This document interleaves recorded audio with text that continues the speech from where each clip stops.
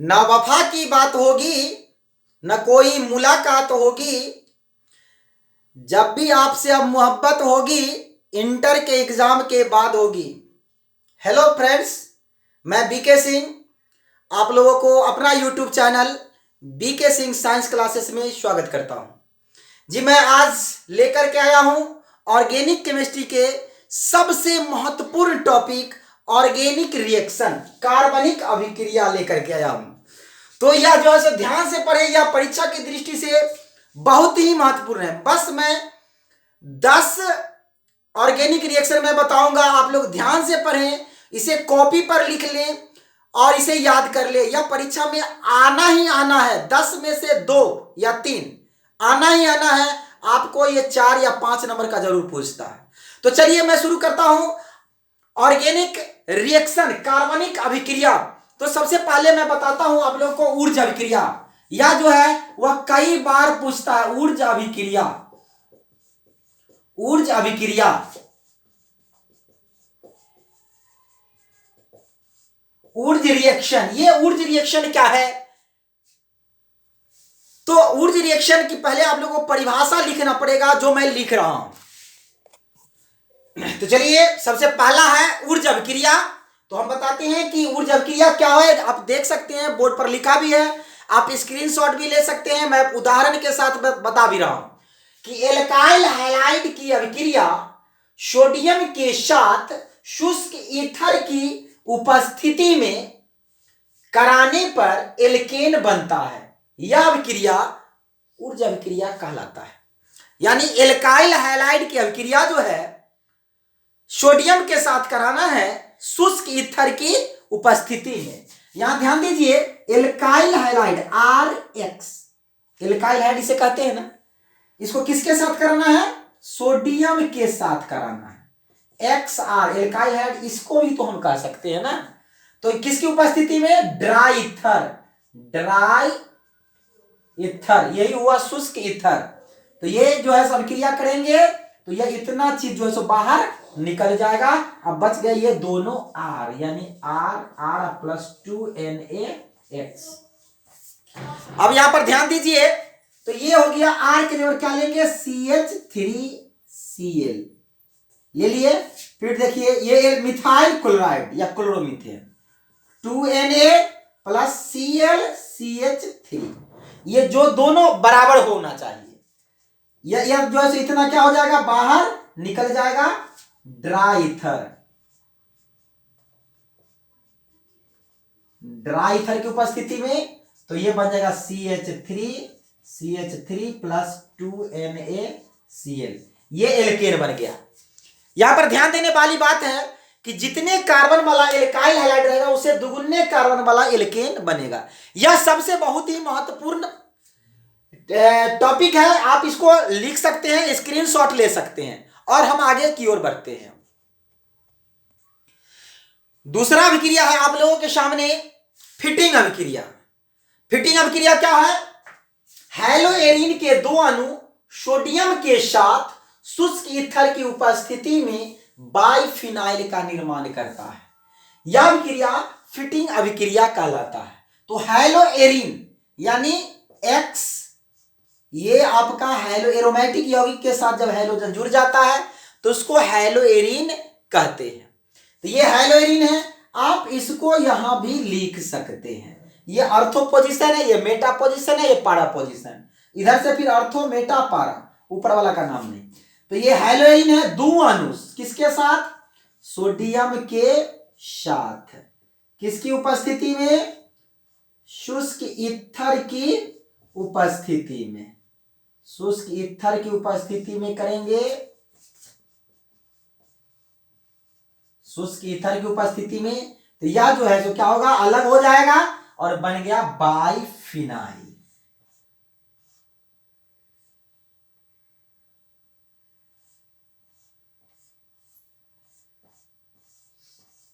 अब प्लस में हो गया 2NaX, यही हो गया बाइफिनाइल। 2 फिनाइल ग्रुप एक साथ जुड़ जाता है तो ये बाइफिनाइल हुआ। ये है सो आपको कहलाएगा फिटिंग अभिक्रिया। यह भी बहुत ही इंपॉर्टेंट टॉपिक है। तो चलिए ये इसको भी आप लिख सकते हैं। चलिए अगला अगला रिएक्शन है आपका ऊर्ज फिटिंग अभिक्रिया। ये कैसी अभिक्रिया है जान लीजिए। यह ऊर्ज अभिक्रिया और फिटिंग अभिक्रिया दोनों को एक साथ कराई गई है सोडियम धातु के साथ शुष्क ईथर की उपस्थिति में। तो ऊर्ज अभिक्रिया किसके बीच होता है? एल्काइल हैलाइड के बीच।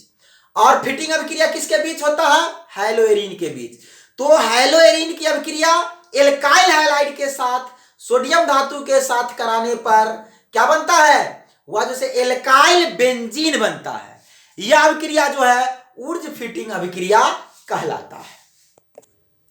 तो यहां पर मैंने लिख दिया हूं कि एल्काइल हैलाइड की अभिक्रिया हैलोएरिन के साथ शुष्क ईथर की उपस्थिति में कराने पर एल्काइल बेंजीन बनता है। यह अभिक्रिया ऊर्ज फिटिंग अभिक्रिया कहलाता है। तो यहां पर ध्यान दीजिए एल्काइल हैलाइड यानी हैलोएरिन, पहले हैलोएरिन ले लेते हैं, यह हुआ हैलोएरिन। इसको सोडियम के साथ कराना है एल्काइल हैलाइड। इसको एक्स आर भी लिख सकते हैं, एल्काइल हैलाइड को आर एक्स भी लिखते हैं, आर माने एल्काइल एक्स माने हैलाइड, और एक्स आर भी लिखते हैं। तो ये बन जाएगा, इतना चीज जो है सो निकल जाएगा। तो ये बन जाएगा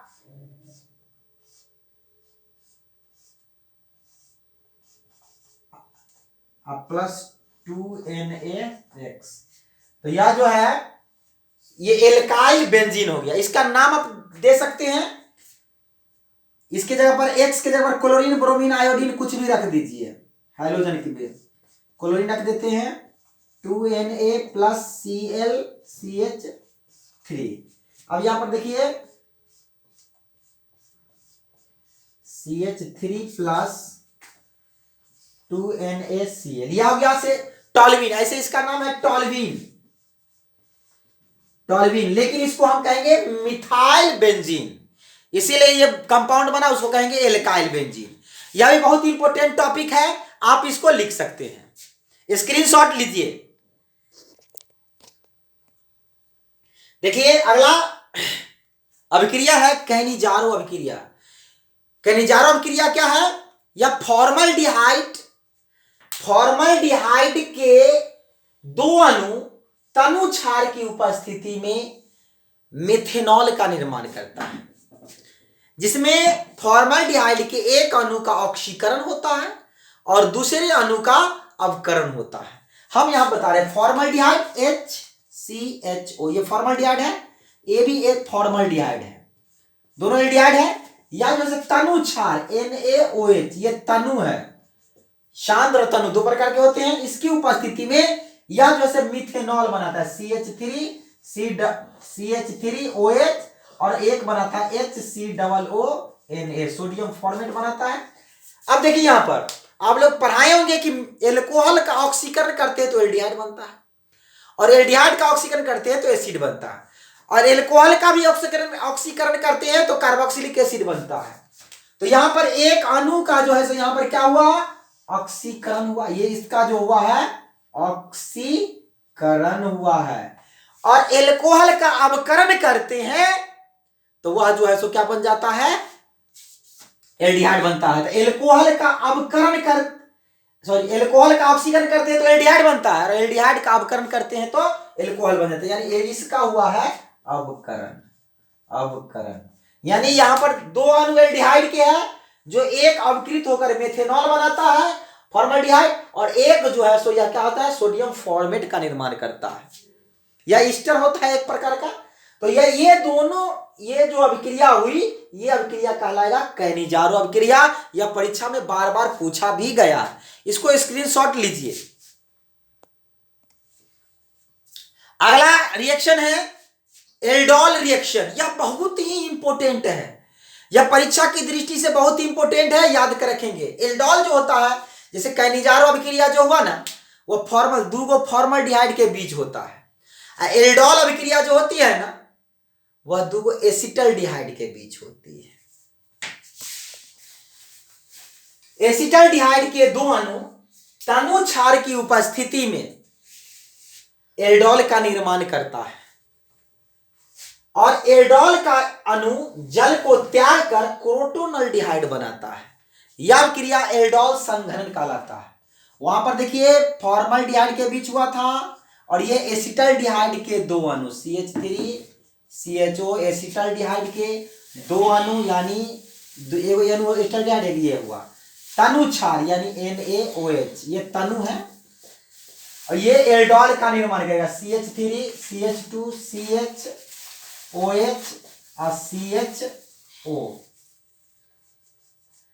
CHOH, ये जो है वह एल्डोल है,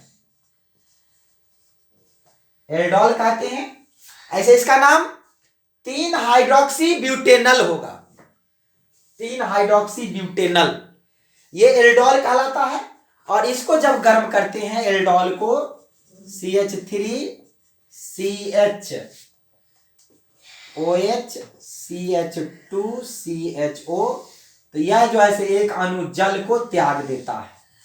यह CH2 है ना, तो इसको हम आप ऐसे भी लिख सकते हैं, समिट का CH2 लिख देंगे, इसको गर्म करेंगे तो यह H2O निकल जाएगा, तो ये क्या बचेगा CH3, यहाँ पर डबल बॉन्ड हो जाएगा CH डबल बॉन्ड CH और CHO प्लस H2O, इसका नाम है क्रोटोनल्डिहाइड, क्रोटोनल्डिहाइड। यह परीक्षा की दृष्टि से बहुत ही इंपॉर्टेंट है, तो इसको आप लोग स्क्रीनशॉट ले लीजिए।